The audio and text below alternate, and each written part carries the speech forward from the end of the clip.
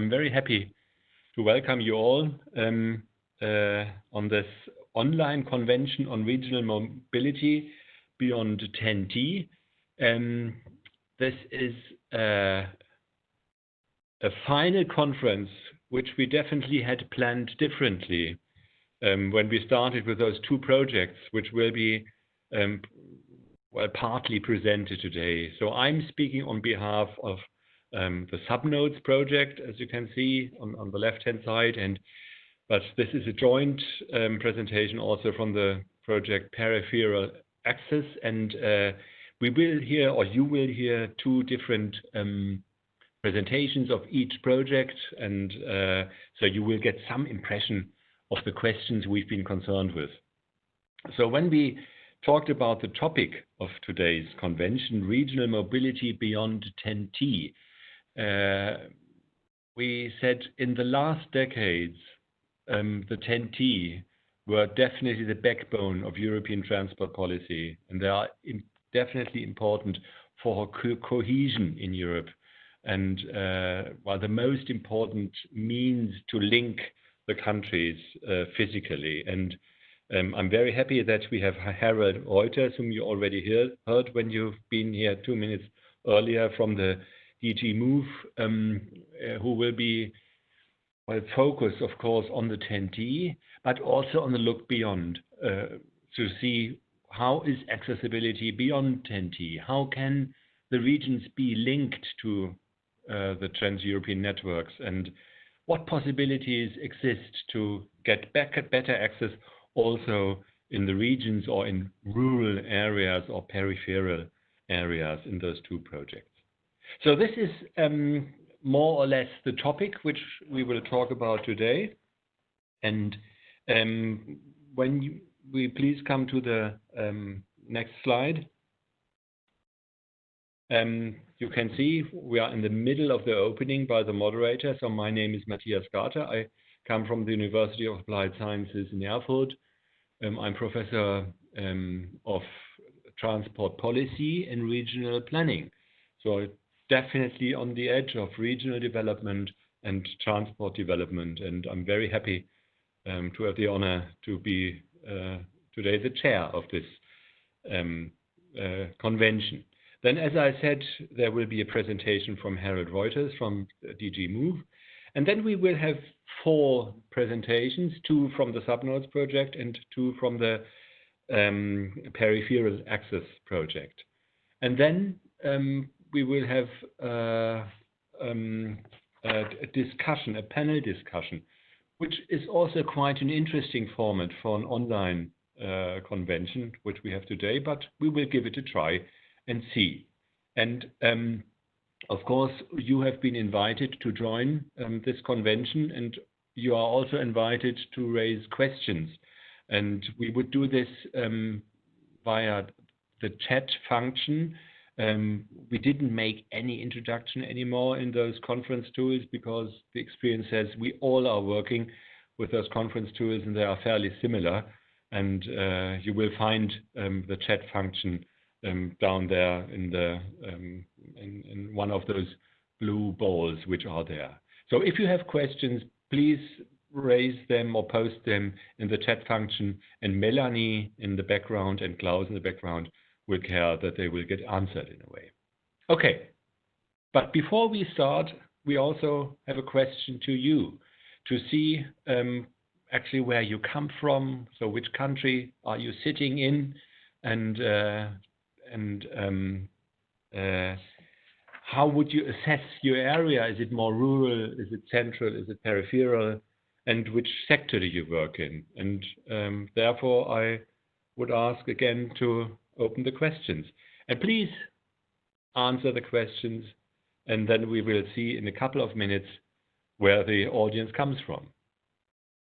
And I will share the results now with all of you. So what we see is that most of us live in a city, up to 100,000 inhabitants, but also quite a lot come from a metropolitan area, which is 14 out of 61. I can't see the percentage, unfortunately. Maybe I can go. Yes, now it says well, 33% in a city, 23% in metropolitan area, and 28% in a town or in the countryside. I think this is quite representative for Europe, because 70% live in cities and 70% come from at the moment. Now we have the countries where they come from, and all the countries which we offered are represented, which is very good. So it's from Austria to Slovenia, and from all countries. Most come from Germany, and many people from Belgium, from the European Commission, I suppose. But we also have 15% and 9 people who don't come of any of the countries. This is interesting. This is what we have to. So if you would say in the chat where you come from, this might be quite interesting. Those 9 people from other countries than the one which have been indicated. And now the final question was, which sector do you work in? And public administration is number 1, and science, but also transport, operation and planning, consulting, and other. Very interesting. So now we know who is attending the meeting, which is perfect. And I would immediately hand over to Herald Rujters from DG Move, who is director of the Directorate B, Investment, Innovative and Sustainable Transport. And I'm very happy that we could win Herald to make the keynote for today in this European project. And Herald, so you've got the time. Well, we said 15 minutes would be very nice if you could keep on that. So Herald, up to you now. Mathias, thank you very much, and thank you for opening this convention and for inviting me, and for the honor that I can speak. I'm very happy to join this. As you know, I have been working in this subject matter for quite a number of years. And before this occupation, I was dealing with road safety. I myself come from a small village close to a border, and quite familiar with cross-border and the difficulties that there are, and now living close to Brussels. I'm working in the public administration, but I'm also active in the village that I'm living in for a doubling of a rail project, and chairing the committee that is dealing with all the space, administration of space, or the subject, Mathias, that you are the professor in. And it's quite interesting to see the link between the European level and the local level of my village. I would focus today very briefly for your convenience on 3 small subjects. One is the TT, then I will say something more about SUMS, and finally something about SMARTA, a project that we are carrying out. I don't know who is commanding the slides. Can I ask for the next slide? Is that Paul? Actually, you're commanding the slides right now. There's a gray bar on the left, okay, with 2 arrows, and you have access to that. All right, on the left. So I go down, I hope. Yes, there we are. So the Trans-European Network is, of course, a policy that most of you know. I will not dwell long on that. We established that in end of 2013. It was quite a revolution, because before we were always working on projects, some of which are well known and others less. And we thought we really need to change this. We need to make a network approach with a core network and a comprehensive network with clear objectives in time to make them a reality, 2030, 2050, with criteria and standards and linking to policy. Because in the past it was much more like a project policy, and now we have real network policy. And that is the big change we made in 2014, which is particularly appreciated. And of course it was linked to the Connecting Europe facility, so to a budget. And it was also linked to quite an aspect of governance with corridors and European coordinators.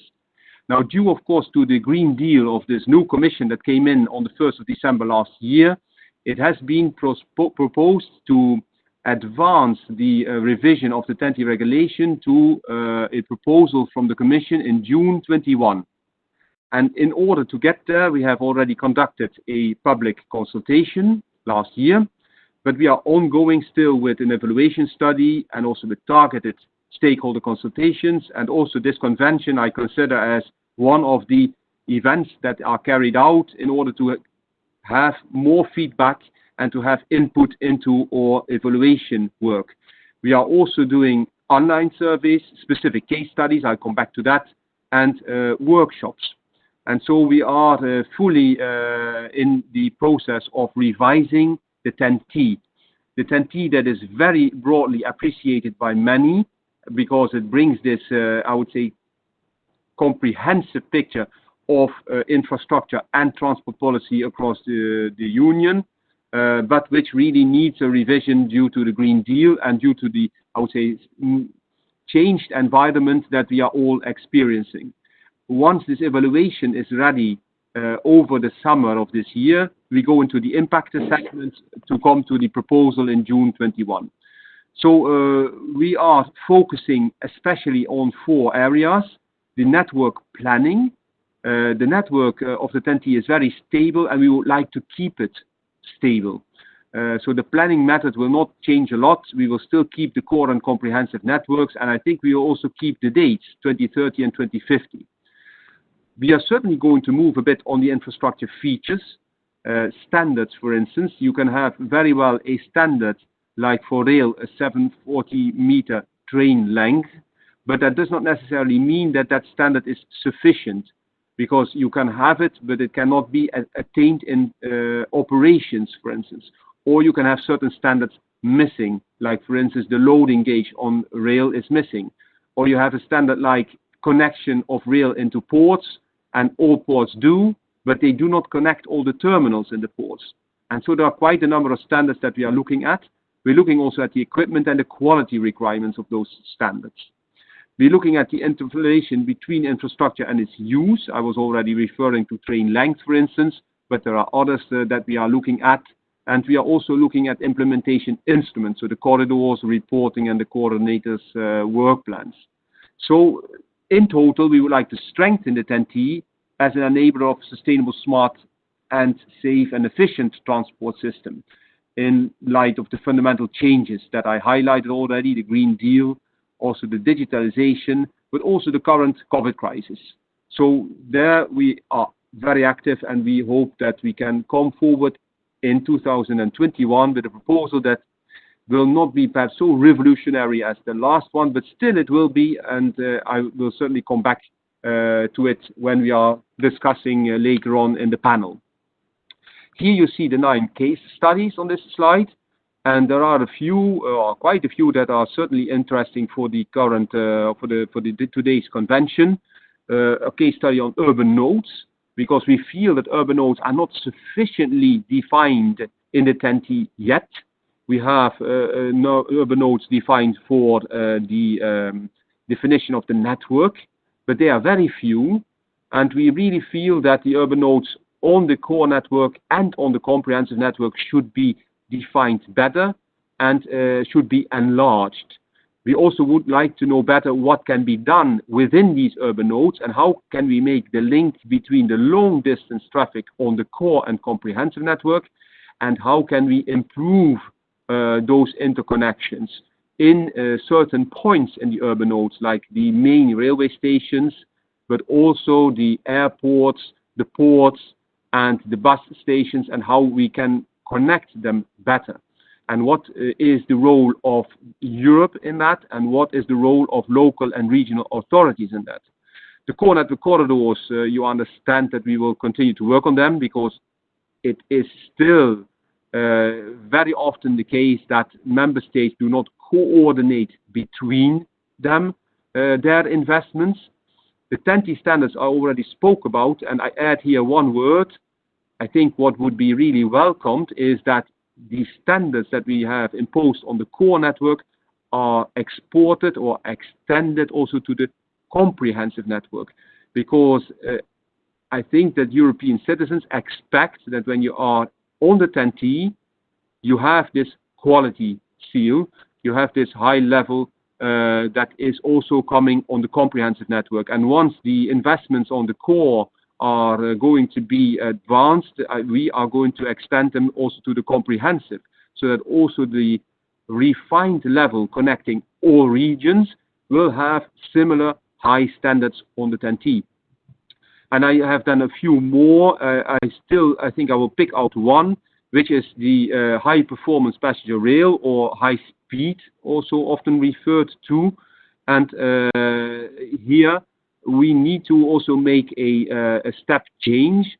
In the past, high speed was often seen as 250 or 300 plus, but in many cases, the upgrading to 160 or 200, which would be far more cost efficient, could be a very good solution for bringing the regions closer together. And so we will have a number of projects that are, I would say, beyond this limit, like 250 or 300, and you know many of them in all of your countries. But we think that also the intermediate pieces between those projects of high speed and then really high speed should be better connected with an upgraded rail network. And it will bring all of the regions closer together and definitely change overall the European map.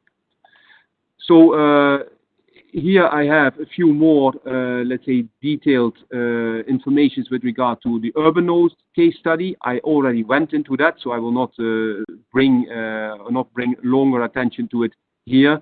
And you can, of course, afterwards have the PowerPoint for your reading if you want to go into the details of it.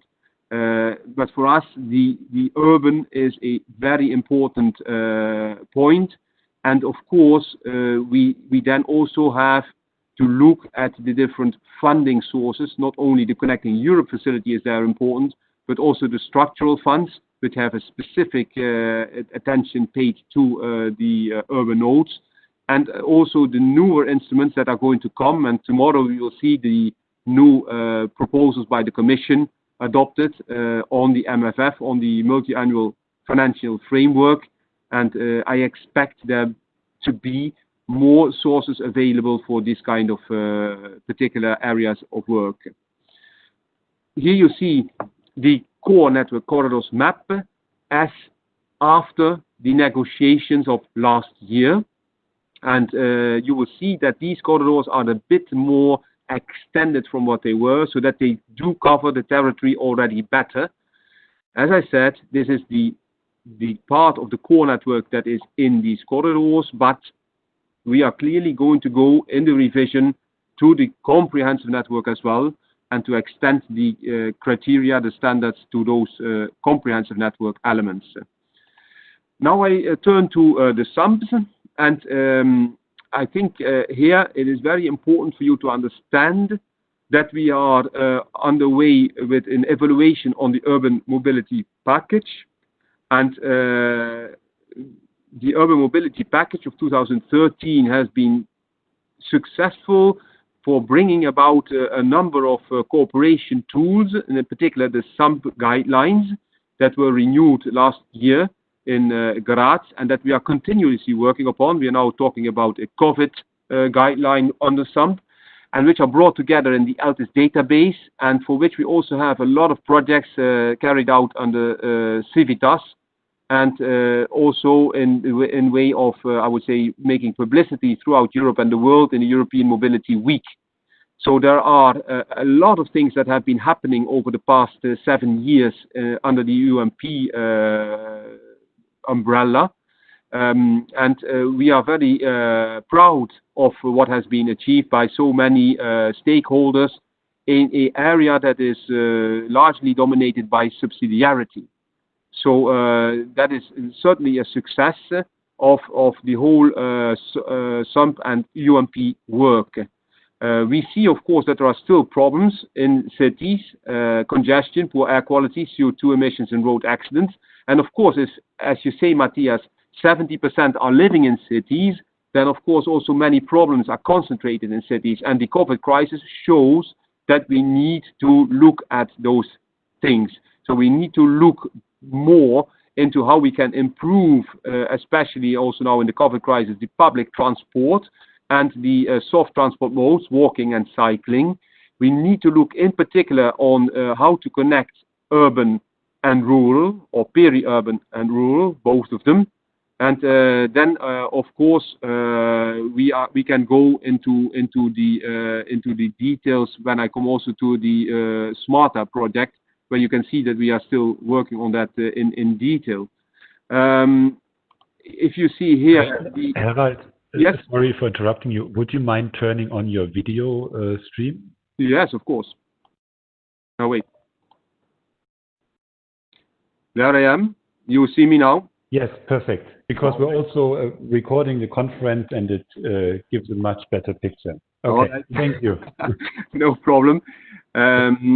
So on this slide, you see the new SUMP guidelines and the cycle, which in fact is always in two stages of consultation and of putting things into practice. And I think that is an important information that I wanted to give here as well. Because we have very clear 4 phases with each 3 steps, and there's always a milestone at the end of that step. And so we try to involve all the sector and all the stakeholders into those different steps on action planning, financing, and implementation. And so there, this circle of working has been really very successful. If you look also at the next slide here, with all of the different topic guides and briefings, and as I said, we are still working on the one on COVID, and hope that that can see the light soon, because we think that that is also very, very important. I'm not going to go into all of them, but of course there is one on the public procurement of sustainable urban mobility measures. And there are others which are also important, like intelligent transport systems, mobility as a service, cycling, walking. So there's quite a number of them which are shown here in this slide. If I turn now to the next one, on this slide you briefly see what we have been doing, in particular in the Commission now with the COVID crisis. And I will not dwell on it, but you understand that, of course, it was expected from our side how we can allow transport to resume after the breakdown and the lockdown. And we are having a number of documents published on the 13th of May that should allow for that. We are not yet out of it. Of course, the borders still need to open, and we would like to do that in Europe in a coordinated way, so that there will also be a summer season which is accompanied by the necessary measures.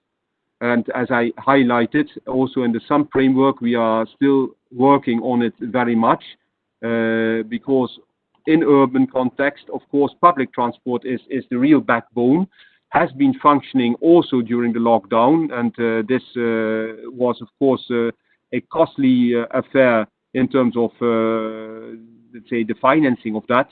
But it also is, and applause goes to all of them who have been doing so. It has been a real tremendous effort to keep public transport running for those who needed to use that in the time of crisis, for going to hospitals, to elderly homes, etc., to make sure that there was a continuation of the essential services. And so that was really a key effort made by all those dealing with public transport in the broad sense. We are now seeing, of course, also during this lockdown, that there are a number of positive developments, like more bus lanes, cycle lanes, pedestrian areas, and there are different experiences on that in Europe. I hope that we can preserve some of that, and that we can make sure that we are not now in the lockdown going to car use only, because we think that the public transport is really essential for the broader service, as it has always been, and that should not be lost. So we would like to see us coming out of the crisis in a strengthened way. You see some examples across the continent, and I think it is very clear that some of these are do's and don'ts. It's quite funny to see here Brussels, Paris, Leeds, and Milano with additional infrastructure. You see a low kilometer zone, 20 kilometers there. You see additional bike lanes and public transport lanes. And some of it is very positive, and some of it can be a bit improved. We hope that these temporary solutions that you see can become definite solutions. Let me now turn to the area of work that is also particularly important for this convention, and how do we link better also the local transport with the European dimension. And I think this SMARTA project is really important. It started in May 2018, and it's a 30-month project to investigate in best practices on sustainable shared rural mobility services interconnected with public transport. And so we are looking particularly at the way in which on-demand services, vehicle automation, and digital solutions can help address mobility needs in rural areas. So the main outputs to date include already a full set of insight papers. We also have analysis of more than 30 good practices and an evaluation framework. And the first results were already presented in a SMARTA workshop in January in Brussels with more than 60 participants. So we have already a report on good practices.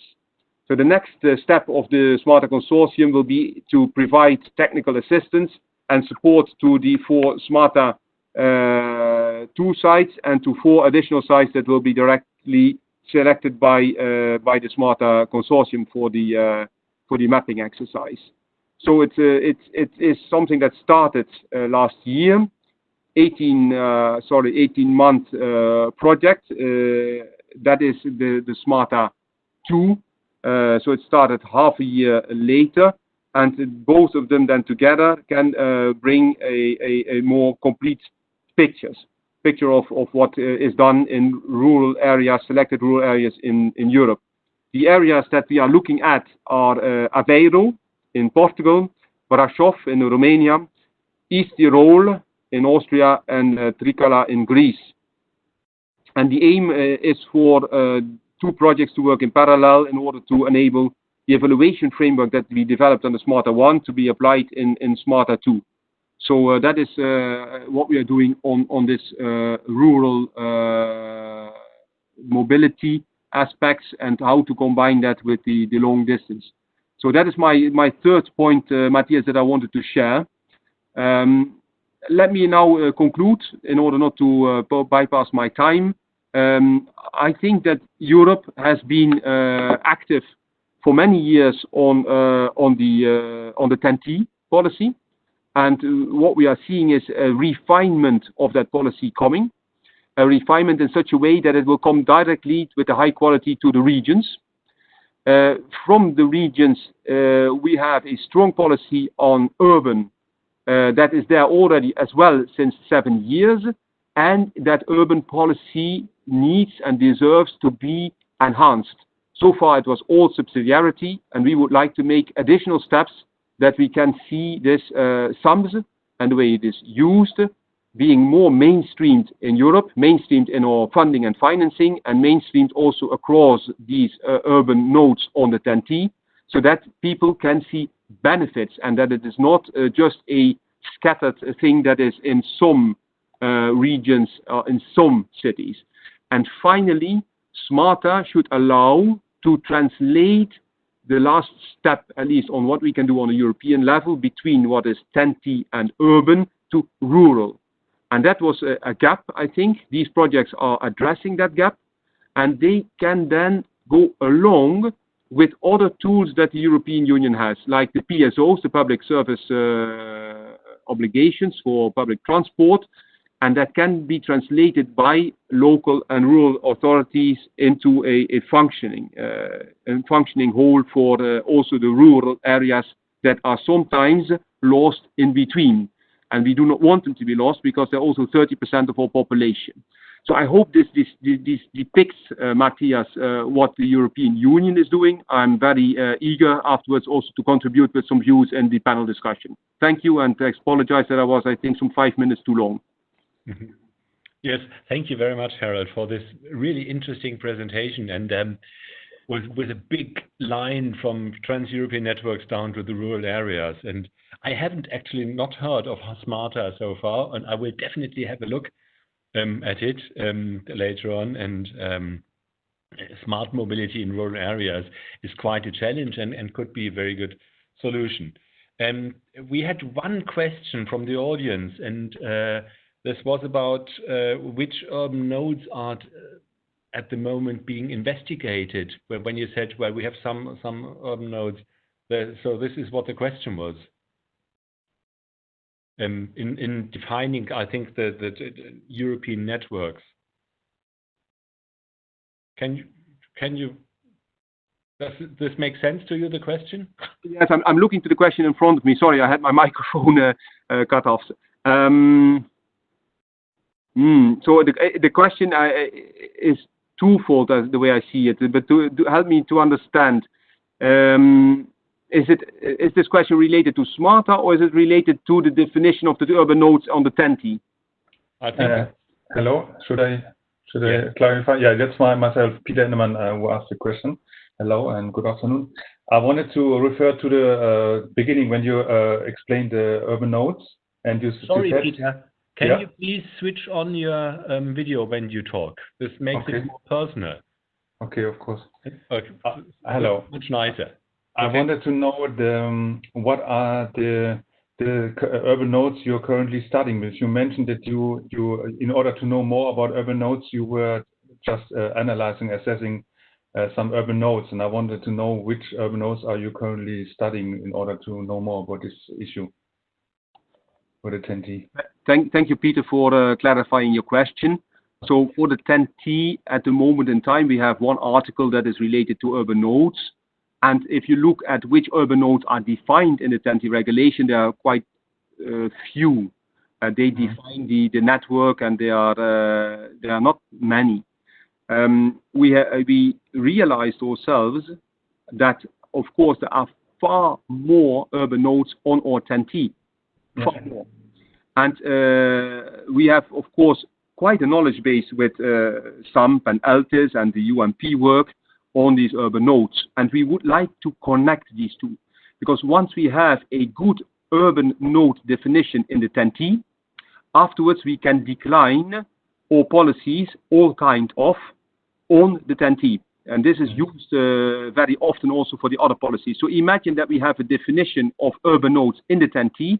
Afterwards, we could, for instance, say that the urban nodes defined in the 10T should have a SAMP, or the urban nodes in the 10T are obliged to have a, let me just give an example, a delivery and last mile distribution center close to the urban node. Because for the moment, it is very difficult in subsidiarity terms to deal with those kind of aspects. Whereas once we have a starting point in the 10T, you can start building. You can also see another point. For instance, once you have that definition, you could also think about, for instance, these urban nodes can be subject to certain co-funding or co-financing. So it works in the two ways. And the absence of it made it quite difficult, because always when we talk about urban nodes, it's directly subsidiarity. Whereas there are certain things that I've been trying to make clear to the cities and the different networks that will definitely come to their attention in the next years, whether it's, for instance, what we already had, air quality. We've seen all the cases of air quality, for instance, in Germany. But it could also be, for instance, the provisioning of alternative fuels. It could also be last mile and first mile delivery. It could also be better interconnections into grids. And you can have quite a range of it, where, let's say, the subsidiarity aspect is not that contested, and where you need at some moment in time to have a geographical definition. If the definition is based well on the core and comprehensive networks, and I stress that, also the comprehensive networks, then I think we have a very good selection of urban nodes across Europe on which we could start building. If you go too deep, you go beyond the 10T, then I'm afraid we will sink into endless discussions, what is subsidiarity and what not. And I don't want to have that. I want to have a clear policy that says, okay, these are important cities enough to have a structured approach. Okay, thank you, Herald. I really have to look at the watch. Having talked about the comprehensive network, there is one more question concerning the standards. Is there a time frame for fulfilling common standards and requirements for the core and comprehensive network? I like this idea, which you told us, of course, but is there any time frame for that? Yes, Mathias, that's an easy question. So the standards are linked to the time frame of realization 2030 and 2050. Ah, okay. And so the core network 2050, the comprehensive network. Yes. Okay, so if I'm lucky, I will experience that. I don't know. I mean, let me look at the example in my own village where we are doubling the railway line. It's on the comprehensive network. And it's good to have certain criteria on there because train length, high cube, and others, also accessibility and so on, are all useful criteria. Rollout of those kind of things is slow, but it is steady. Yes, and I know it takes quite a while. Infrastructure improvement. Yeah. So thank you, Herald. We will see you later on in the panel discussion.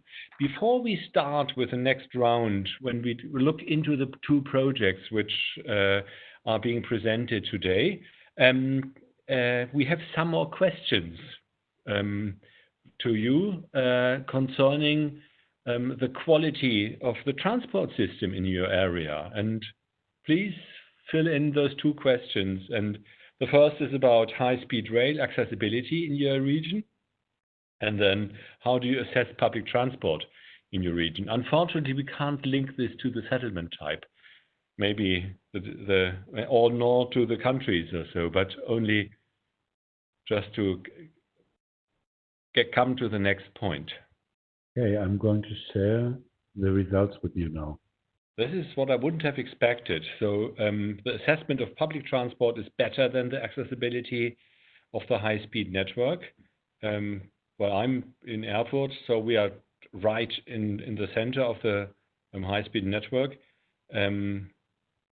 Yes. Well, Herald, take this with you to Brussels. What do you see? So people are pretty happy with 50% say accessibility of high-speed network is good or not so bad, and well, 30% say it's rather bad or pretty poor. And public transport is, well, definitely assessed better. So no one says it's very poor, although we have some people from rural areas. Okay, so this was quite interesting for us to see. How do you assess the transport system concerning high-speed trains and public transport? Now we come to the first presentation from the SubNodes project, Markus Balz. I'm also involved in this project, so I know Markus very well. He is head of office for public relations in the Sömmerda County Administration, the Landkreis Sömmerda in Germany, and he's representing the SubNodes partnership. And he will talk about the conception of an integrated synchronized timetable on NUTS 3 level. And Markus, 15 minutes if possible. I would be very grateful. I think I'll match it. So I hope you can understand me. Thank you, Matthias, for introducing me. Good afternoon to all colleagues and conference participants. And on behalf of our county commissioner, who is very interested in the project and who also highly appreciates the European transnational cooperation, I would like to welcome you to my introduction of our activities within the Interreg project SubNodes, especially the planning of the conception of an integrated synchronized interval timetable in our county, which is on NUTS level 3. I will try to give you a compact summary of our project by introducing you to our motivation to work on the subject of public transport and to participate in the project. Later, I will give details on our chosen approach and the results of the project before closing with a brief look into our current status and the next steps ahead. Let me introduce you to our project, but first giving you an insight into our motivation to collaborate within a transnational Interreg project. First of all, without challenges, there would be no need for a project like this.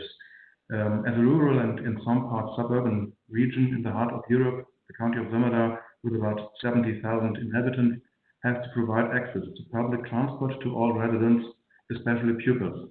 But let me be so honest to tell you that this is an expensive and mostly very inefficient duty. Rural regions have less inhabitants, so less travelers at all, and they are classic motorist regions, so there aren't many people using public transport.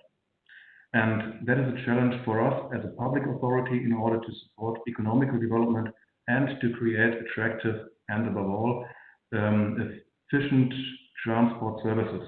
Just an example, in our county, the largest employer is a plant for car engines, and the automotive industry has a strong lobby here. Local transport has none. So can public transport be maintained and developed so that the downward spiral will be broken? To do this, in our belief, we must proceed in the order of first creating offers, then optimizing them, and thereby increasing demand. By following this approach, we have the chance to increase attractiveness and efficiency of the bus transport in our region. However, it is clear that this wouldn't be easy. It requires financial resources, patience, and political backing. This is what we got. We became a partner in the SubNodes project, and we were enabled to work on different types of approaches, which I would like to present you now. In order to pursue our goal of enhancing the attractiveness and efficiency of public transport, we chose to first focus on the target group of commuters. Main ambition was to do an investigation with the aim to increase the usage of a job ticket in our county. In addition, the transport to larger industrial sites should have been improved by installing additional bus lines. We started the project with this approach, but after the first investigations and discussions with companies, we quickly realized that this project goal was formulated a bit too simple, perhaps too naive, and maybe impossible to implement. Through the SubNodes project, we were able to learn from other project partners. We orientated ourselves on the experiences from our partners from Brno and Bratislava and changed our approach. With our second final approach, we have established 3 core objectives. Those were, first, to benefit as a county from the opportunities and chances of the TAM-T node Erfurt. Second, to define how industrial sites in the county could also profit, improving connections between the city of Erfurt and its peri-urban surrounding. And in addition, the third goal defined is to look for ways to optimize the linking of different services and network transitions, especially to link bus and train services at intermodal hubs. We did this by elaborating the concept of an integral synchronized interval timetable for our local bus network within our county. As a pilot activity within the project, we commissioned the feasibility study with the aim of discussing whether such a change of the transport system can be implemented in our region in the medium term and what conditions are necessary. So let me give you a brief insight into our results. It was important for us to go through the learning process. In this way, we involved regional actors and took them with us. This applies especially to the political decision-making level. So our overall achievement of our participation in the SubNodes project were we gained both knowledge and experiences. We resolved issues. For example, we have created political understanding and functional working structures within our administration. This has helped us not only to define measures, but also to take action. In order to be able to take further measures in the future, further steps have to be defined. As I said before, by means of the SubNodes project, knowledge could be generated and questions could be clarified. One of the central aspects to be worked out was a definition and identification of subnodes. In the case of Zamara, it could be clarified that the city is a subnode. The city matched both transport-related as well as node-related criteria of a subnode, as you can see on this slide. In order to expand the subnode Zamara, questions regarding the redesign of the railway station were clarified. However, due to financial difficulties of the city of Zamara caused by COVID-19, a timely remodeling is not expected yet. Furthermore, it was confirmed that an integrated synchronized interval timetable is possible in the country. It was also shown that various further measures and planning steps are necessary for this. What steps we have taken and what steps are planned, I would now like to explain. I would now like to outline the current status of the project and our next steps, also taking into account external influences and current developments. During the SubNodes project, we drafted a preliminary study on an integral synchronized interval timetable. Now we have to create an implementation concept in our plan in order to plan the launch of the new transport offer, which is scheduled for summer 2022. In addition, we are now revising our local transport plan to include the target of an integral synchronized timetable.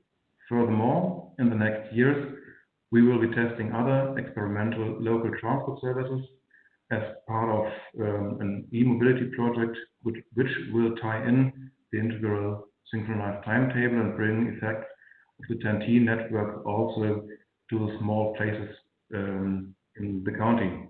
And I was very interested in the point Herald Rujters mentioned, the Smarter project. I'll definitely have a look at the results of this project.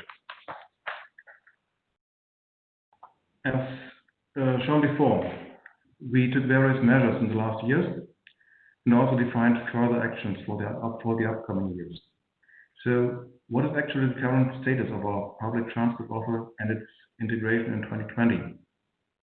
The SubNodes project helped us to take stock of the current transportation status and to define steps towards an integrated local transport system. Erfurt is a 10T node nearby. During the project, the city of Zamara was identified as a subnode, as I mentioned. Between the 10T network node and the subnode, we already have periodic train services. Now it's the goal to extend the periodic connections also to the local bus network to create gapless travels using multiple modes of transport. In the future, we have to discuss in which way interchange spots need to be redesigned in order to enable and enhance an integrated intermodal transport system. A jointly ticket solution for bus and rail transport should also be explored. This will enable us to further reduce the access barriers for passengers. Before ending my presentation, please let me also spend 1 minute on the political impact of public transport. In 2019, the County Council made a strong commitment. All members voted in favor of the goal of an integral interval timetable. State elections were also held in Thuringia the same year. The election manifestos of all major parties contain a strong commitment to strengthening public transport in rural areas. Now, as a county administration, we are not experts in all mobility issues, but we are a learning region. By means of the SubNodes project, we have been able to clarify open questions, create planning foundations, and initiate processes. Preparations have been made for more attractive local transport in the region. Now, however, many more challenges lie ahead of us in the coming years, which we want and have to overcome. The EU has also defined important goals for this, including accessibility and clean vehicles in the public transport. But it must be clear that these goals will incur costs, will not result in higher passenger numbers, and cannot be financed by current fare revenues. In addition, the coronavirus creates a difficult financial environment. As a regional authority, we want to make our contribution to a Europe of livable regions with attractive, environmentally friendly and inclusive public transport. However, I ask all political actors at state, federal and EU level to put us in a position to do so. Public transport is a challenge for society as a whole. Especially rural areas need permanent support for this, beyond territorial boundaries, beyond responsibilities, and beyond projects. So feel free to get in touch with us for further discussions and information. I'm very sorry to forget the former slide, and thank you for your attention. Yes. Okay. I clap for the others. Thank you very much, Marcus, for your presentation, which gave a very good insight in the project idea of SubNodes, because this is, well, linking the regions to the Trans-European network, to the core network, to the nodes, as Erfurt is one, and to see that those SubNodes, how what function they would have for improving accessibility in the region. We have one question, but I would leave this question to the panel discussion, because this is a general question concerning stakeholder participation and who were the biggest doubters when reorganization the public transport system.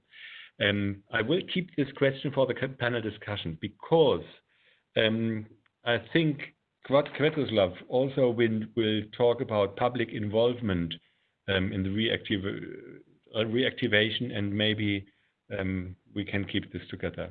So thank you very much, Marcus. We will see you on the panel in 45 minutes. Okay. Next presentation will be Matej Gojcic from the Peripheral Access Partnership. And well, you can read yourself. He will talk about upgrading metropolitan public transport provision, MAAS solutions in urban peripheries. Okay, is it urban or is it periphery or is it both? This is what I will find out. This is what also Herald said. MAAS solutions for rural areas is quite a challenge. And Matej is Deputy Director of Regional Development Agency of Ljubljana, urban region. And I'm very much looking forward to your presentation. Matej, please do start.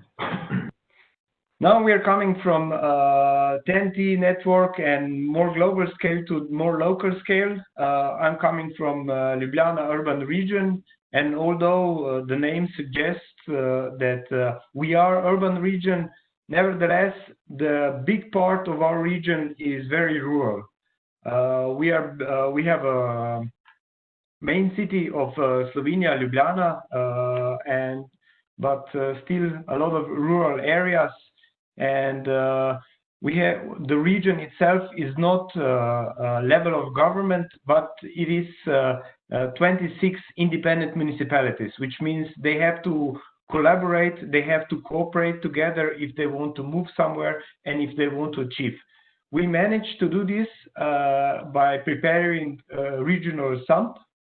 It was not obligatory, there was no guarantee for any funds, but we simply thought that if we want to make any progress and municipalities agreed, that we have to make SUMP and define what our main goals are and where do we want to go. And we defined within this SUMP 5 pillars, but 2 of them are more significant maybe than the others, especially public transport.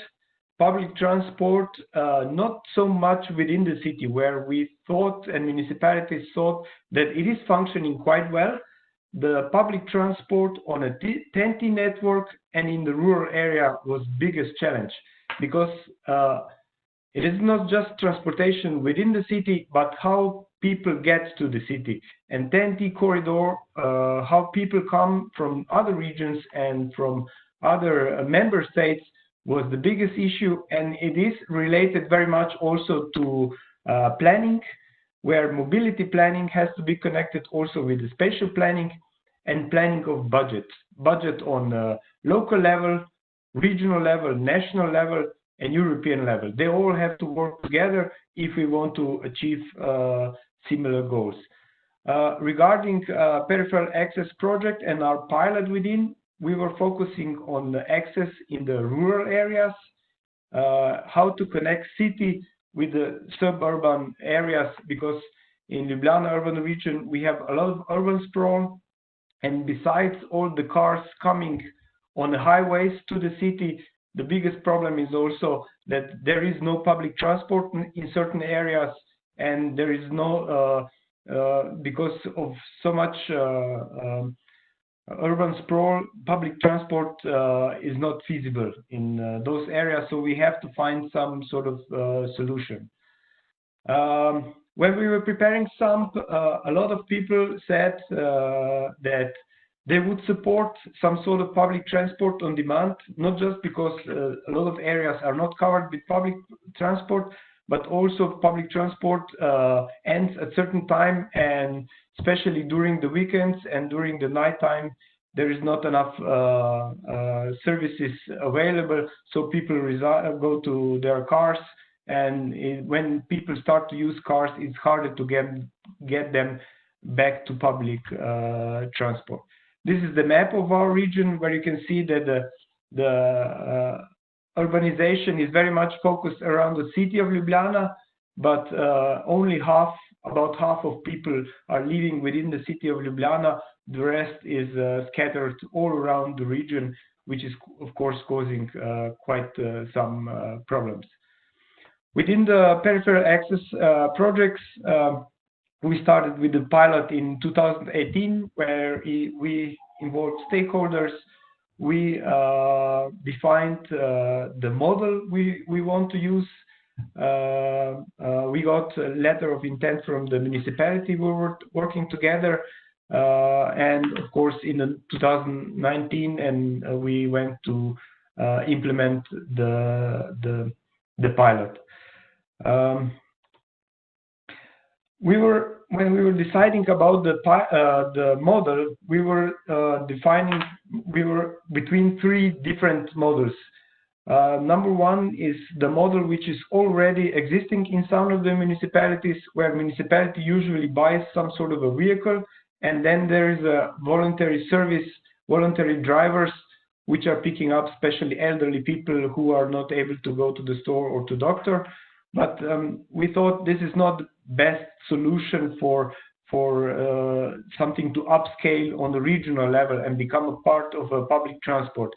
Then the second was also already present in the region, is basically public transport, where the buses, usually smaller buses, don't go unless there is somebody who calls them.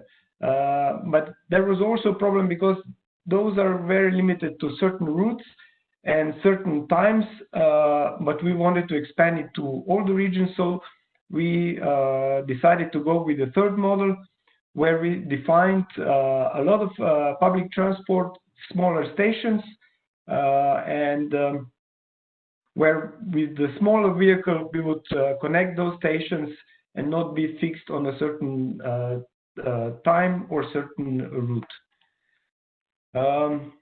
Our test pilot was in the municipality of Škofljica, very near the city of Ljubljana, where a lot of people are commuting to the city of Ljubljana, and there is also a lot of urban sprawl.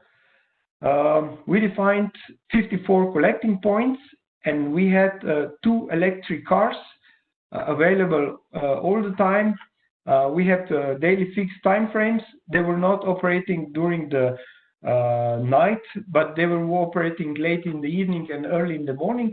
And the price was defined the same as the price of public transport, which means if you were using only this service within the municipality, you would pay €1.30.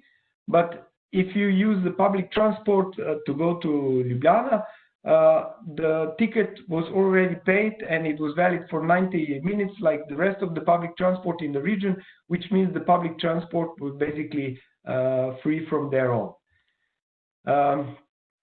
We were advertising this pilot within the local newspaper, social media, and on the local buses, but we were quite limited with the time, and the pilot was only lasting for 2 months, so basically 61 days. So it was very limited in time and very limited also with the promotion, and services like this, which are new, usually take some time to pick up. In these 61 days, we have 128 drives, 158 passengers, 6,000 kilometers were covered, but we must take into account this was happening during the December and January, which are special months because there are holidays in between, and for sometimes people are not using the public transport and the students are not in schools, and so it's not the best time for the pilot, but this was the case. But nevertheless, it was picking up with the time, and more people were using, especially young people were picked up the service quite soon and were frequent users. As I said, we were cooperating with Ljubljana Public Transport, which was doing the service, and we had to get approval from Ministry for Infrastructure because it was some sort of competition to the public transport, and it's not defined in our legislation, so we had to get an approval. Now in 2020, municipality and public transport company and ministry are having a talks how we could prolong this pilot and making sustainable on the long term. The biggest concern of the municipality was that it was too costly for them, and cost benefit was just not enough in these 2 months, and they want to have it more efficient, how to achieve more with less money. But people saw this service, and people are now wishing that this service would continue. So we think that in some form the pilot we will continue in the future.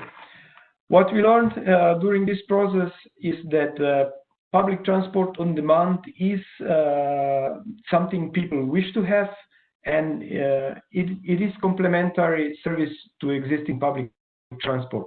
It's not something, it's not a competition, but it's something to add to public transport and make it more attractive and more accessible, especially in the rural areas.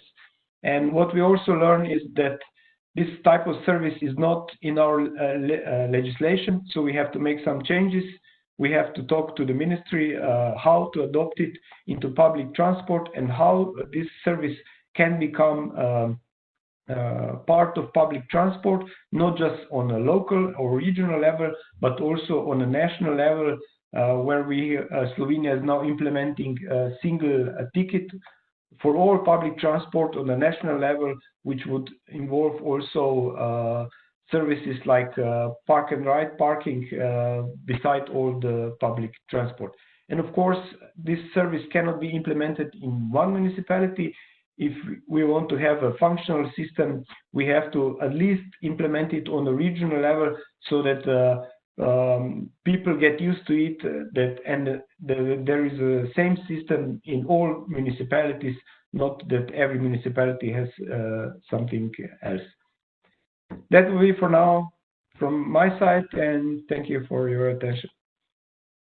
Yes, thank you very much, Mathias, for your presentation on innovative solutions for rural areas, which is perfect. I think you can be quite content with your results while you were a bit reluctant concerning the success of your measure, and you said it was winter time and all that.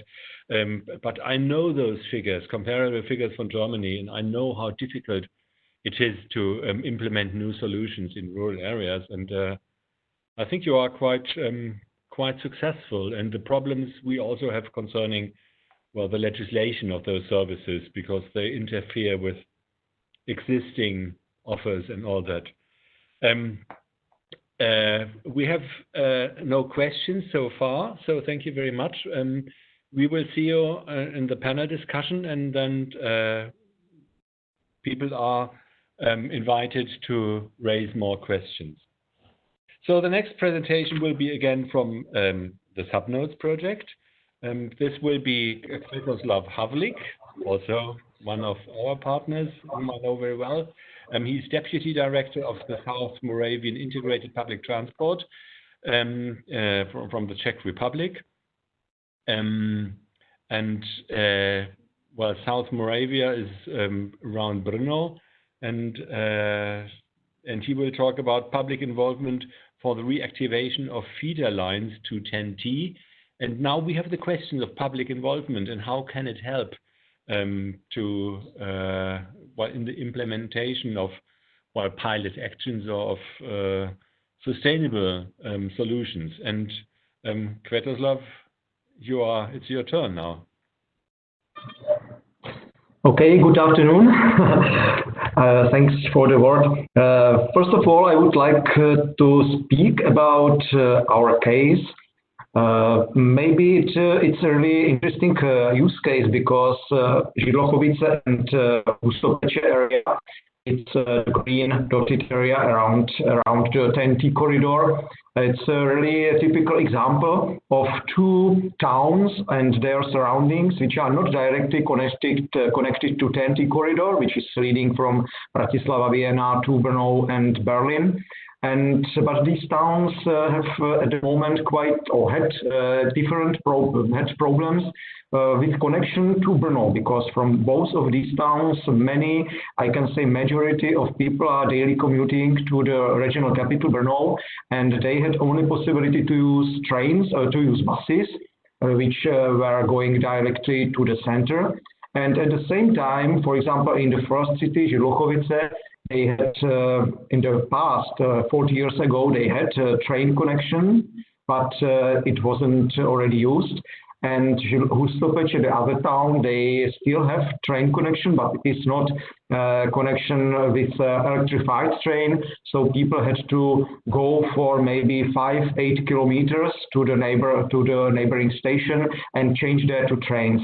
So for both of these towns, it was very uncomfortable to use trains link or going by 10T corridor. And they rather used to use cars or buses.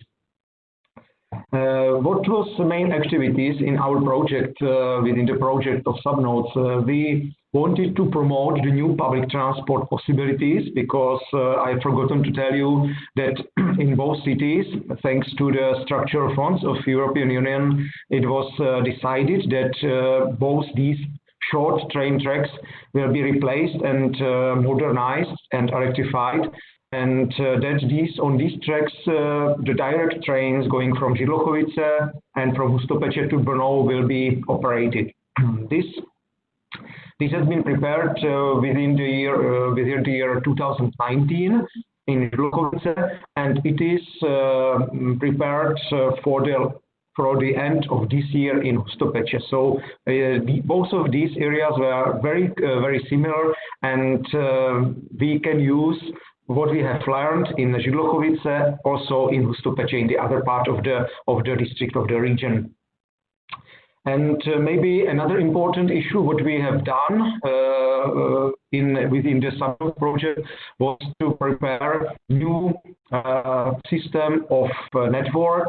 We wanted to cut the buses and move people, push and pull people from private cars to trains, especially in Žilochovice as the master for the second town, Hustopeče. Sorry, next slide. This one, yeah. First of all, I would like to tell you that what we have done is nothing special. It's not new, but for us it was really quite a new experience because we did this public involvement the right way and as a package. We did everything from the beginning to the end, as it is always recommended. Like for the first time, we have firstly we have established a regional stakeholder platform with important persons from the region, from the railway infrastructure company, and also for operators. And this platform and this working group was very successful, and we helped each other to have to be in time and to have all information necessary for preparation of this really big project. And I must say that the project was really important not only on the regional level but also on the national level, because it has been officially said that this was the first new track built after 40 years in the Czech Republic. So other tracks, there were only reconstructions and changes, but this was really first newly refurbished or newly built track. So it was really important also from the Ministry of Transportation and other important bodies. Another issue what we have done was at the beginning of the preparation of public communication, we have presented the special email which was oriented on questions and replies from passengers, from users, and from people who live in that area. And there were really quite a lot of questions, mostly regarding prices of tickets, the changes of public transport, the changes of network of buses, shortening of buses, and it was always really quite a lot of questions and information which we have present to the public. So this was really a successful story. This email I can recommend to everybody because this email is solving as a regional official email for all information or all contacts and inquiries regarding public transport in our region.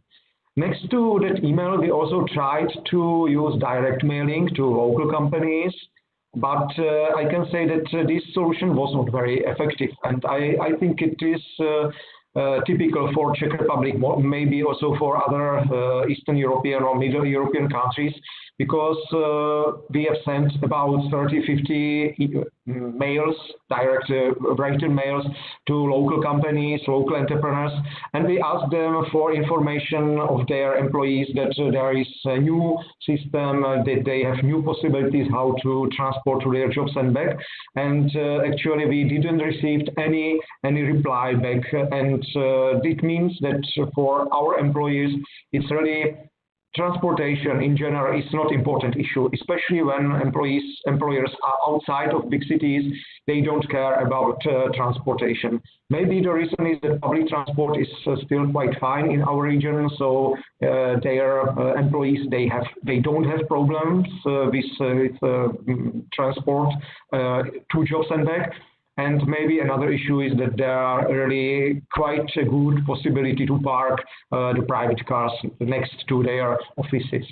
And also I think another information which we have done was the information for residents of other municipalities. We have we have printed leaflets, and also we have written several articles to local municipal bulletins, or how can I say, so the newspapers which are presented by towns or by local municipalities. But for us, the most important issue and most important activity was the public event, which was organized by the city of Šidlochovice, by the town of Šidlochovice. We have quite good contact with the mayor of the town, and they've decided to order a steam train and make a really big city fair 1 week before the start of the operation of the trains. And this fair was really highly visited by locals and also by some people from all the Czech Republic, because it was really big action and big activities for many people. Cordis also participated on the event. We had there our stand, and we were really very surprised how many people visited the stand. It took about 5 hours or the event, and all the time we had many people coming to us and asking for the timetables, for some information on tariffs and so on. So it was really interesting for us, and I can say that maybe this stand was also the reason why the trains going from Žilokovice to Brno are successful now, and why the amount of passengers are still growing. Next, on the next slide, you can see we also organized and prepared quite a lot of leaflets regarding these changes, and the most important for us was the invention of a new, I can say, pocket-sized timetable of trains, which is very popular at the moment, and we spread this idea from Žilokovice area also to the rest of the region, and we print these leaflets already at the moment for every track which we have in our region. So it was also one of good examples how to use the ideas from one project and spread it into other areas. So you can see several pictures here from the event. You can see there were really a huge amount of people. A steam train was very popular, many children, many people, and I think that it was really nice for us. Yeah, maybe another picture you can see, and here on this picture you can see the most important persons from the Czech Republic, Minister of Transportation, the governor of the South Moravian region, and other important persons. So it was really nice, and we did also video from this event. If somebody of you want to see it, it's possible to download it or to see it on YouTube. It was also nice. And last but not least, we also organized a meeting with locals. Actually, we expected that not many people will attend it, because we thought that everybody already knows the information, how it will work and how the network will work, and the timetables were also known. But many people came, especially older people, and they had really quite a lot of questions, mostly regarding fare and tariff, but some of them have also some ideas how to change the timetable, and for example some leading of buses, the route of the buses. So again, it was really nice activity. There were no problems, there were all of the visitors were satisfied with the solution. And now you can see the results. It's very brief and only one picture. After the start of the operation, we did research of the train users, which type of transport they used before the new possibility existed. So in general, most of them used private cars, most of them used buses, and they also used bus with change to train. But the most important solution or most important result for us was that 5% of train users changed their travel behavior. Before they used private cars, and now they use trains. So I think it's really good result, because it's quite a big jump in amount of amount of users. And we also wanted to do another research about the quarter of years after the start of the operation, but due to the coronavirus, we were not able to do it. But I hope that we will do it maybe in July. And I hope that the amount of people who are using trains instead of private cars will be higher than in January, when the first research has been done. Now, at the end, just one short summarize. I can say that for the Central European conditions, the public interaction and public communication shouldn't be overestimated and shouldn't be overacted. because we also asked many people in some other research whether they will be interested to work and to help us to, for example, to set up new timetables. But most of the people, they were not interested. In Czech Republic, in general, people are interested only very short time before the change and after the change.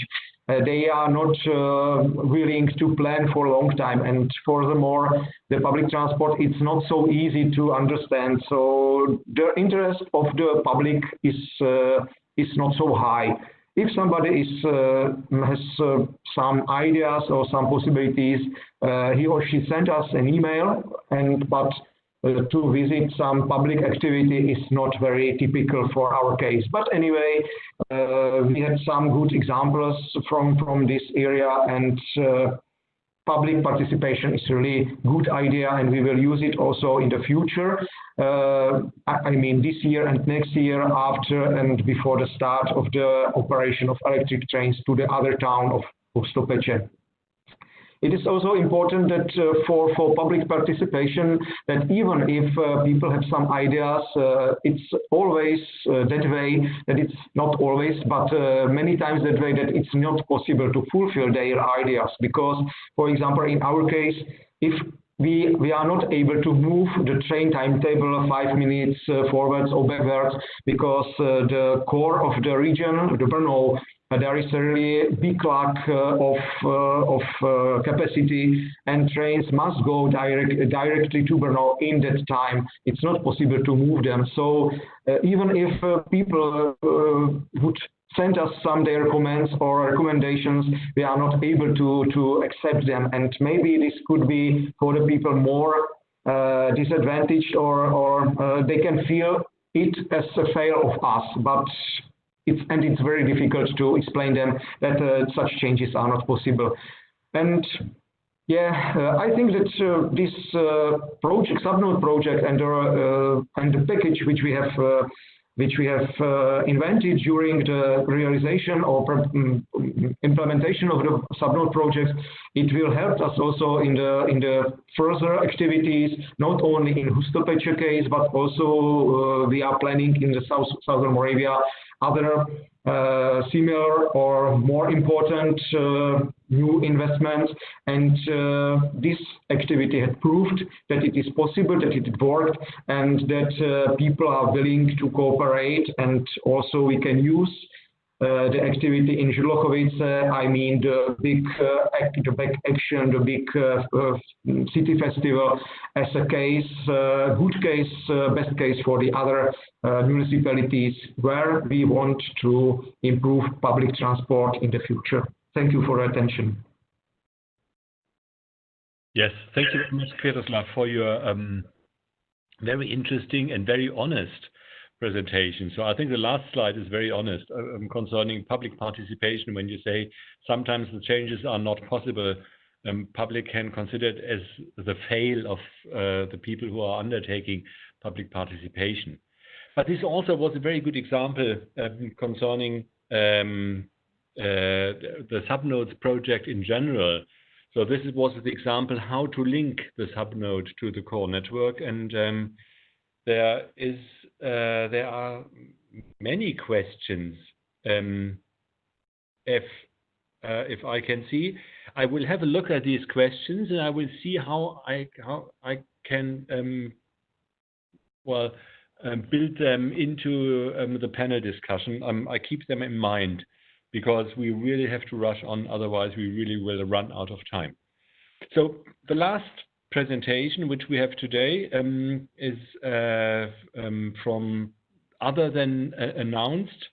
Well, you see, other than announced, it will be Mauricio Conciancic, also from the International University of Venice. He is senior researcher in transport geography and logistics, and I'm very happy that he could manage it today to give the presentation on smart public transport solutions, integrating urban networks with peripheral and rural areas. So obviously this seems to be the main concern of your project, Peripheral Access, to bring urban solutions into the regions. And I'm very interested and very much looking forward to your presentation, Maurizio.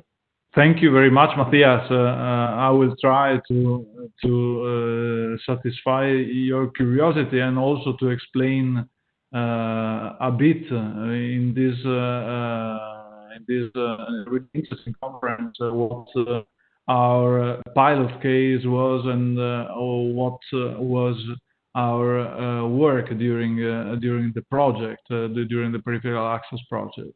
First of all, I would like to thank the lead partner, Deutsche Verband, and especially Paul and Alexandra for leading really nicely the overall project. And also I would like to thank the group I've been working with at Venice International University, Professor Marco Mazzarino, Professor Giovanni Longo, Lucio Rubini, and Lucia Di Gioia. Absolutely a really nice group to work with. And also Trieste Trasporti group that was an integrated partner. We worked together in order to exploit the pilot action, and then Michele Scozzai and Roberta Clam especially. Okay, I will be really short because as you said, the time is running and we are going out of time. What we did, okay, for sure, a lot of regional analysis, status quo analysis, and then we contributed to the regional action plan, and we tested a proof of concept was the pilot test. The pilot test solution. What was our pilot test about? It was a smart bus, okay, then an on-demand public transport service that was aimed to operate in a peripheral, let's say, rural area close to Trieste. That is this one here. That is the Karst Plateau.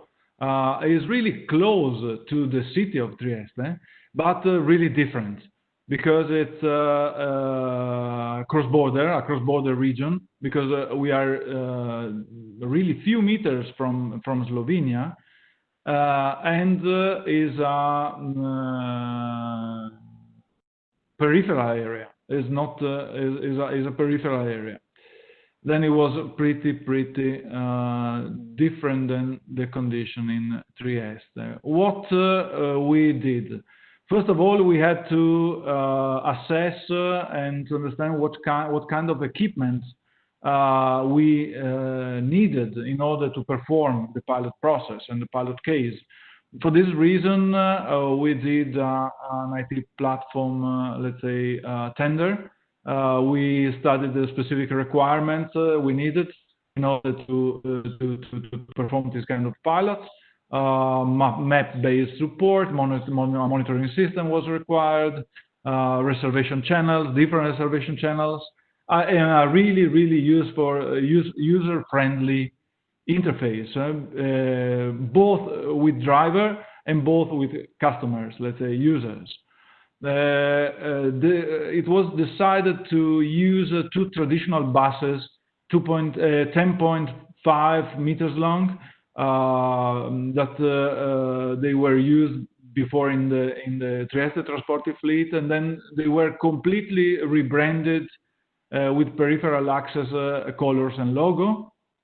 And we did a bit of training for the drivers, at least 1 day of training in order to know how to operate with this kind of new IT equipment, and also to change the behavior of the drivers, because it was like operating like a taxi, and it was quite new for them. Okay, then those are the buses. You can see here Peripheral Access, the logo and the smart bus were really recognizable, and it was pretty interesting, the nice reaction also from the public. Okay, according to the regional public transport plan, this service should be authorized because it was a new service, completely new service, because this was the first ever smart bus service inside the Friuli Venezia Giulia region. This was the first experiment of flexible public transport service. This was a third level, because public transport service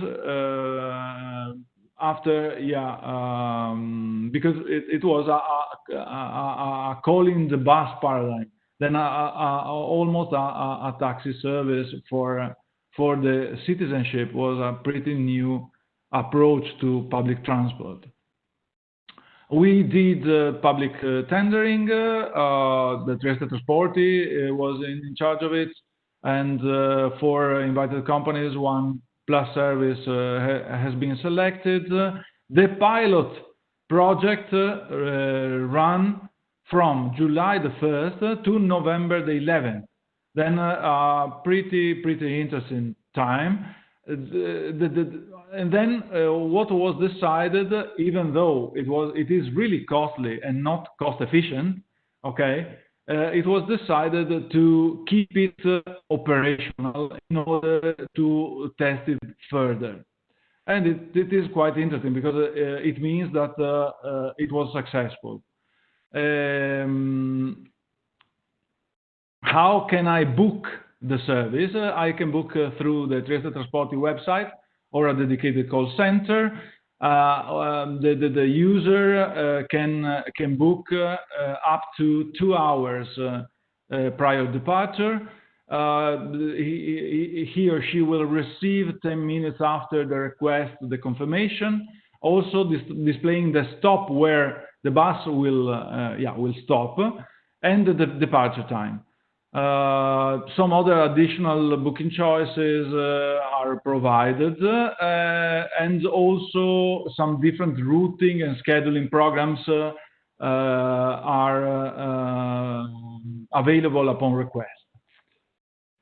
Network design, I will be really fast here. The Kars Plateau has been divided in 2 parts, a western part and an eastern part, with an interchange hub located in the middle, in a place called Prosecco, like the famous Italian sparkling wine.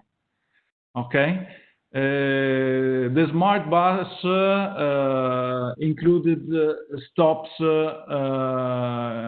quite diffused, 68 stops in the eastern area and 199 stops in the western area. And then operational every day, almost all the daily hours. Those are the representation of the area, the western and the eastern area, and the interchange point. Those are the representation of the roads on the Kars Plateau, and that's the main representation. I won't go longer on that. Ticketing and pricing, also interesting part, for free until, for sure, to all users until September the 15th. After it was €2 run was introduced in order to test, and also for free for the subscribers. Monthly subscribers is still for free the service. Performances, with the major targets were met. Political, technical targets relevant to stakeholders in order to gain experience were met. We've been building in this period a lot of expertise and testing this innovative solution, and this was really positive. This solution now is introduced in the region, and it will be spread around the region really soon, even maybe faster now because of coronavirus. This could be also boost further the adoption of such innovative solution and tools. Then success in building a digital innovation ecosystem. Peripheral access boosted a radical change, we can say, in the area, because this was a completely new solution, and the pilot proved that it was possible to run such a solution in the area. Okay, a really high satisfaction, because the people that used the service were highly satisfied. The numbers, as you can see here, I won't say so much about it. More or less, a bit less than 2,000 passengers in the period, 78% of fulfilled requests. And what I want to stress is really high satisfaction. Really high satisfaction. How many kilometers the pilot has traveled? We can say more than almost 15,000 kilometers traveled, 750 runs, almost 20 kilometers per run. And number of vehicles, already said, 2 vehicles employed. Lesson learned, we can do for sure better. This was a pilot test. Routing and timetable could be improved. Maybe some better synchronization between the smart bus and the regular buses could be enforced. For network design revision, because of the demand discrepancies between the areas. The fleet could be adapted for sure, because maybe those buses were too big for the service, but the pilot was useful in order to test it. Communication we have to boost, because to install and to push the change, we need a lot of communication. A video is available on YouTube. If you search for it, Venice International University Trieste Trasporti on YouTube, you can find a really nice video of the pilot case. Okay, policy recommendation is going already to be implemented, an extension, because other small pilot cases are studied, have been studied, and will be implemented really soon. Also because of coronavirus. Revision, the current regulation is really important in order also to implement a cross-border solution and a cross-border service that nowadays was not possible because of regulation. We have to work really hard in order to reach this level of regulation that allows a cross-border service, smart service. And this is the group that I cited before. I'm really happy to be part of this group, and really happy of being part of Peripheral Access, that from our point of view was a really success, and could also install and boost innovation in peripheral areas and also cross-border areas where this kind of transport is really needed. Mathias, thank you very much for the time you gave me. Okay, thank you very much, Maurizio, for your presentation and for the time you took, because it's perfect. Of course, we are too late. It should be 14:20 now. It's 14:42. I can't help it, but it was so interesting, each of the presentations, that I didn't want to interfere more than necessary. So what's coming next? We will have not a panel discussion. I think this does not make sense, but I've collected one question for each of the panelists, which are now there on the slide, what you can see.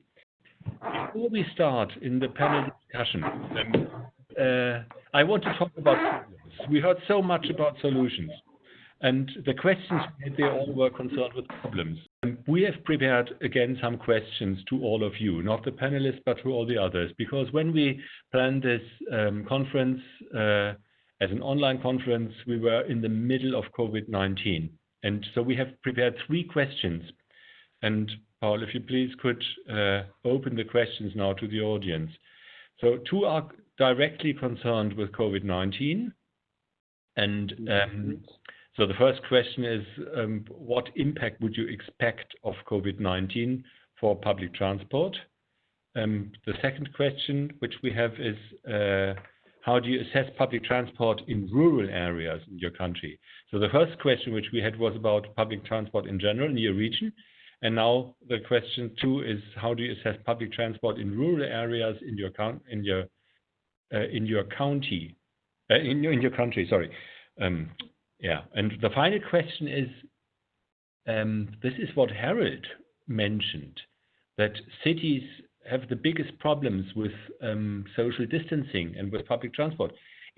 Could this be a chance for rural areas that we want more distance in the long run? Will rural areas be more attractive in the future? What do you think?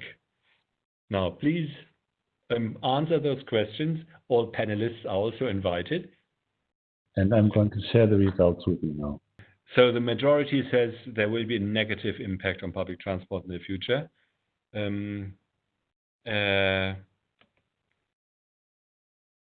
Public transport is rather bad in general.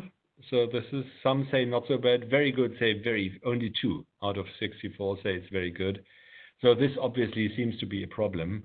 And finally, will rural areas be more attractive?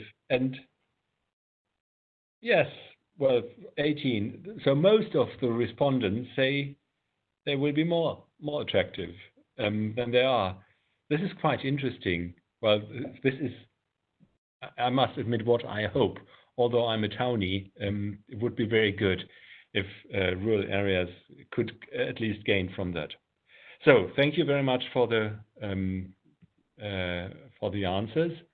And now I would come to the 5 people, and I would ask Herald Rujters as the last person, so he would have the last word. And the first question, which we already had in the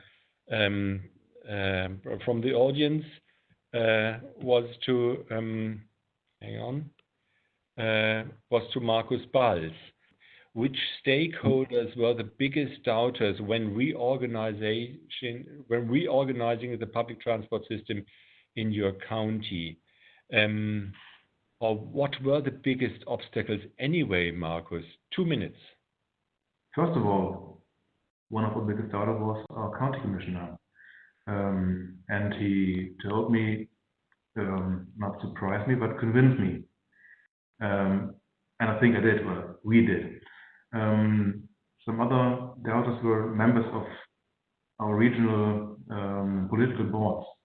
And as I mentioned in my in one slide, we had, after finishing our pilot action, we had a 100% vote supporting our idea of implementing an integrated synchronized timetable in our region. So I think we did very well.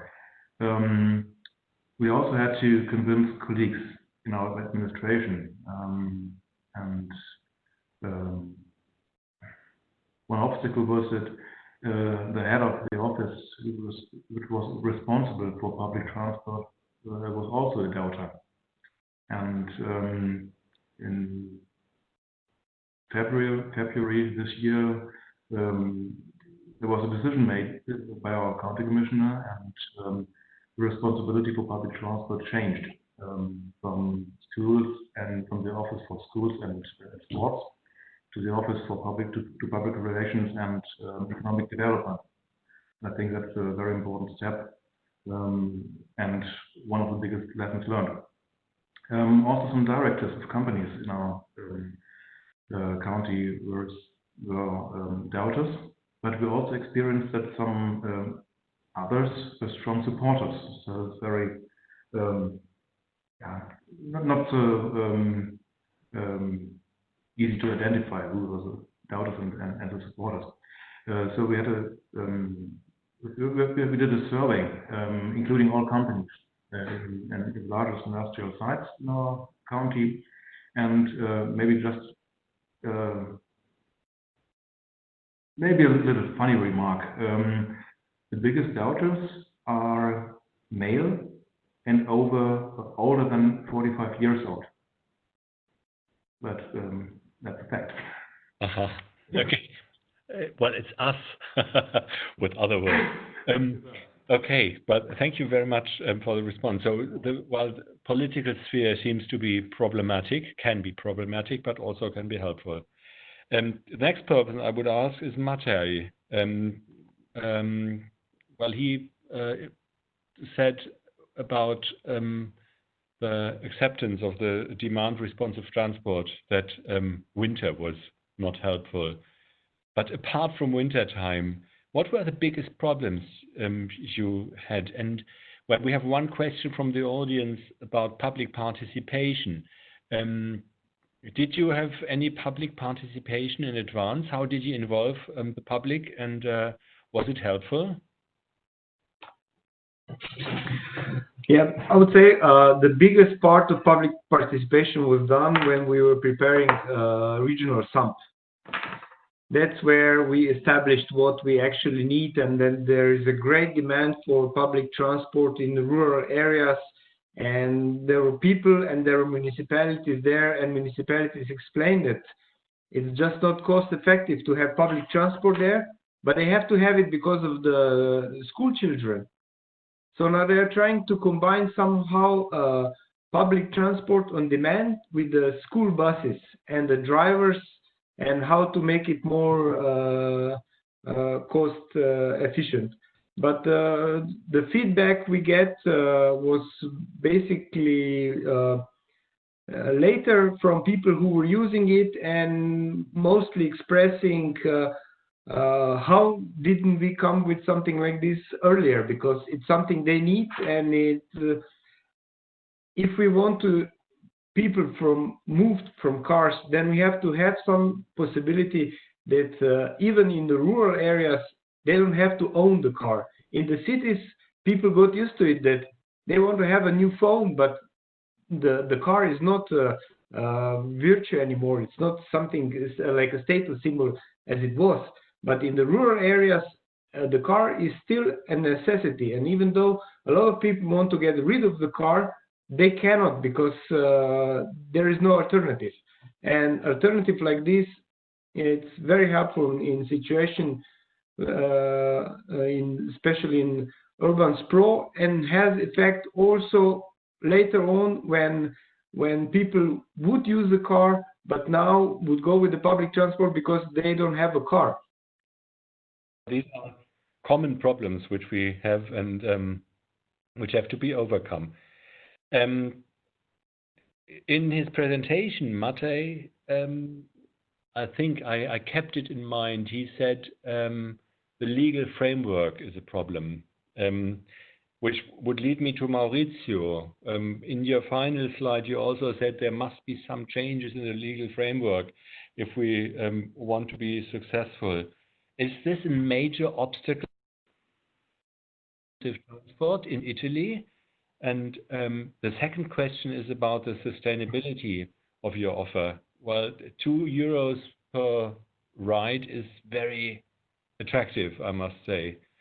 But if the average is 19.6 kilometers per person, this can't really work, at least on a business level. So two questions to you. First, legal framework.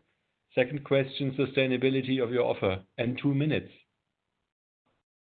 Okay, 2 minutes. Then, legal framework. No, it's not a major issue unless for the cross-border.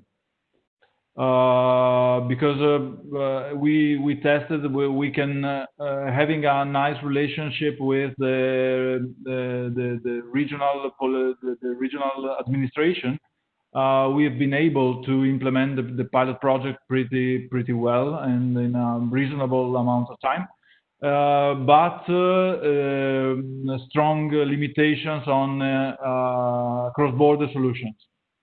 We are cross-border. Trieste is cross-border. Then the pilot case was in a cross-border area and was not possible to fully implement a cross-border solution. Then a lot of things to do in to work on the legal framework for the cross-border solutions. Then sustainability is not sustainable. Absolutely, is not sustainable. I don't think it will be sustainable. This is a political decision. It's a political decision in order to, let's say, improve the quality of life in rural peripheral areas. Is a political decision in order to increase the accessibility. It is a political decision in order to allow people to cross the borders with public transport. Then it's not sustainable. It won't, from my point of view, but is my point of view, it won't be sustainable from an economic point of view. It should be sustained. But it is to be sustained means to improve the social life and the quality of life in areas that were not accessible, where people are getting older, less cars, as we said, because maybe the attitude of the population will change. Related to cars and the ownership of cars, and this will be a societal change, and should be, let's say, supported by the public bodies. Public bodies will be really important. The business model, it will support in order to reduce the unsustainability, the business model. But that's it. Which was meant easily. Will it go on or not? This was actually what was behind the question. I don't want the answer now. But you are perfectly right. That of course we have to see sustainability in a broader context and not about whether it's a business model. So it's certainly not a business model, but maybe we have to find solutions because they must be part of sustainability. So the last question, because we come to the European level, goes to Květoslav. Well, he has two direct questions, one concerning by direct mailings to local companies, and this was not successful. How did you get in touch with them in the end, and to address employees? Well, how did you tackle this problem? This is one very direct question. And the second question is because I've been working with Květoslav in a European project, and I have an answer myself. But my answer to Květoslav would be, do they make sense, those European projects? Or, well, these are local solutions. Why do we need Europe, therefore? So these are the two questions. First, how address employees? And secondly, are they necessary, those European projects? Květoslav, 2 minutes. Okay. My first answer will be quite quick. I think that it's for us, it was really not important to get in touch with the employers because we have possibility how to inform the employees directly. And it's our intention to get in touch with them directly, not to speak with their bosses, because it's always a bit complicated to receive the right and correct information via, for example, trade unions or companies. So therefore, we always push to discuss directly and to get in touch directly with the employees. This case was only just to test whether it is still the same as it was several years ago. And the second question, it's a really important question, because from my side, I think that especially for local small villages, small towns, it's always very important to have European funding for European project, which can help, for example, to make or to test such small things or some new ideas, like it was in Trieste. I fully understand what Mauricio said. It's really important issue, and I think it's not the case of business. It's a case of necessity to support some kind of living. It's a case of support the small and for the regions which are, for example, at the border, the regions which are not very rich, and that's the case. And I always thought that that's the cornerstone of European Union, to support the poorer regions, poorer countries, to support cross-border cooperation, not to support the rich. And I'm afraid that maybe at this time the European Union slightly moves towards the support of the most important projects to big cities, the support of big cities and their surroundings. But if we won't have enough financing for small villages, for rural regions, then also the big cities won't survive. And also it won't be possible that the people from the big cities move backwards to the small towns and small villages, because there won't be no service, no possibilities, no jobs, and why would they choose to live there? A perfect transmission to my last person I want to ask, to Herald Rujters. I wrote him what I'm going to ask him, but I don't ask him what I wrote him, because he said, well, feel free to ask me anything, Herald.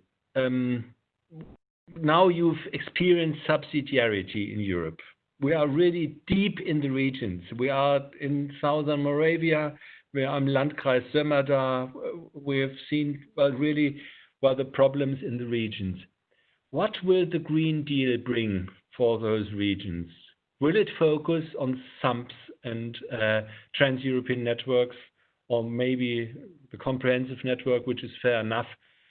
Is there any European Green Deal approach to tackle accessibility problems in the regions, in rural areas?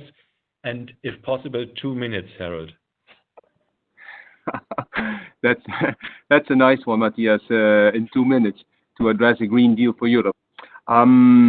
Thank you, first of all, for this conference. Very well organized, very good moderation, and good speakers. And it's always enlightening to hear people from different backgrounds, also geographical, and see their examples. Because Europe is not made top down, it is made bottom up, because the good examples brought together in European projects, but also through conferences like yours, bring, of course, a lot of knowledge. And it is, why do we do European projects? Because people then learn from each other and listen to each other. What is done in the one place can also perhaps be done in the other place. So I like to hear what is done in Trieste or in Ljubljana regions, or what is happening there. And we need to make sure that the big projects, so like, for instance, Trieste, Divača, Koper Divača, and so on, fit together with the local projects. They don't make sense if they are not embedded into the local project. So my answer to your question is, yes, there will be a Green Deal that will stretch all the way to the regions, because also the citizens in the regions and in the local rural areas, they deserve as much clean air and CO2 taken out as the ones in the cities. And the situation is, of course, most, let's say, obvious and urgent when you can save 70% in the cities. but that doesn't mean that it shouldn't be everywhere. So for us here in DG Move, it is very clear that each transport mode shall be completely decarbonized. Beyond decarbonization, all the NOx and SOx and particulates shall go out. It is easy to have quick wins with, for instance, public transport. We already have hydrogen and electric buses, so we can do that in cities quite easily.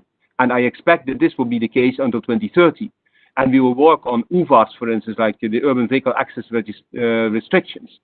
But beyond that, I stress one more time that we will extend our policy into the same refinement for the comprehensive network, that we will extend also those measures that we will take on urban or on greening to all of it, also to the rural areas, and that we will make the policies being applied across Europe. And also the funding and the financing will be more and more available for those small projects. Everybody always thinks about Brenner, Rail Baltica, and those things. I mean, they are only like a dozen of big projects, and we have 700 in portfolio. 700, many of them very small cross-border projects and small local projects, and they are as beautiful, because sometimes the last mile or the real bottleneck is in this local context rather than in the big context. But we do the two, because the member states are not capable of doing the cross-border. That's where we focus, and the member states sometimes are not able, I'm apologizing, to do the local and rural, and we come in there as well. And so we are kind of filling a gap both on the top and on the bottom. And I think we should continue to do that. I mean, I'm deeply convinced, you know, that I'm 100%, let's say, positive and active. And I think we should. I mean, life is too short to now think that we will not make it. I mean, it will be very hard. I think that greening will be extremely difficult. And I'm aware of the very hard business situation. So, I mean, I like the situation, for instance, that Mathias put forward for combining schooling with transport on demand. I like the example that Marcus put forward to bring a suburban node to the big one, and how they did the scheduling on it. I really think that the examples that were given also by Květoslav and by Mauricio were very good in how you connect beyond, let's say, what we see from Europe. But we see also the local ones, Mathias. I'm deeply convinced that without it, it will not work. And so I also invite through this conference, Mathias, that stay in contact also with us, because there's a lot of possibilities also to support you, both through the legal framework that we are now revising in 2021. We come with new ITS, new alternative fuels, new urban, and new TEN-T in one block. Give your input. And there is also a lot of funding and financing policy, possibilities, where again, we will have, of course, a new framework starting very soon in 21. And there might be all kind of, let's say, possibilities for you, which you sometimes don't see from the local level. And that's the positive thing of your convention of today, Mathias. That's why I also wanted to engage. I mean, we have plenty of possibilities and not enough projects. Can you imagine? We have not always enough projects. So this is an invitation. So please continue to work, and we will engage with you. Thank you. Which you had. And I think this was a real proper European convention what we had, with people from so many countries and from so many levels and different backgrounds, and I found it interesting. So thank you very much for participation, and I hope to see you all sometime again. Well, at least many of you, and well, have a good day. Bye bye.